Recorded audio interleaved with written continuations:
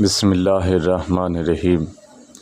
حضرت عائشہ صدیقہ رضی اللہ تعالیٰ عنہما کہتی ہیں، نماز 2 رکعت فرض کی گئی تھی، پھر سفر کی نماز 2 ہی برقرار رکھی گئی اور حضر کی نماز میں اضافہ کر دیا گیا۔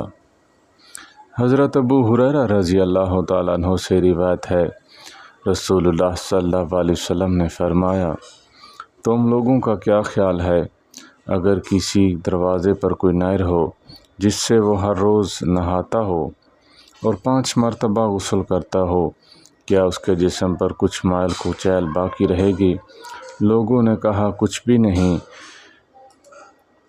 آپ صلی اللہ علیہ وسلم نے فرمایا، تو اسی طرح 5 نمازوں کی مثال ہے، اللہ تعالیٰ ان کی وجہ سے گناہوں کو مٹا دیتا ہے۔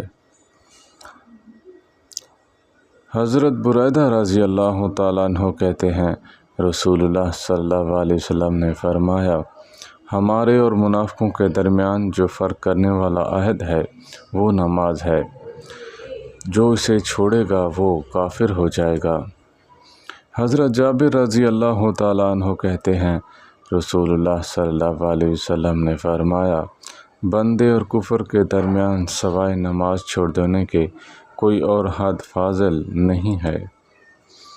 حضرت ابو ہریرہ رضی اللہ تعالیٰ عنہ سے روایت ہے، رسول اللہ صلی اللہ علیہ وسلم نے فرمایا، تمہارے پاس رات اور دن کے فرشتے باری باری آتے جاتے ہیں اور فجر اور عصر کی نماز میں اکٹھے ہو جاتے ہیں، پھر جن فرشتوں نے تمہارے پاس رات گزاری تھی وہ اوپر چڑھ جاتے ہیں تو اللہ تعالیٰ ان سے پوچھتا ہے، حالانکہ وہ ان سے بہتر جانتا ہے، ہمارے بندوں کو تم نے کس حال میں چھوڑ کر آئے ہو؟ وہ عرض کرتے ہیں، ہم نے انہیں نماز کی حالت میں چھوڑا اور ہم ان کے پاس آئے تو وہ بھی نماز میں مصروف ہی تھے۔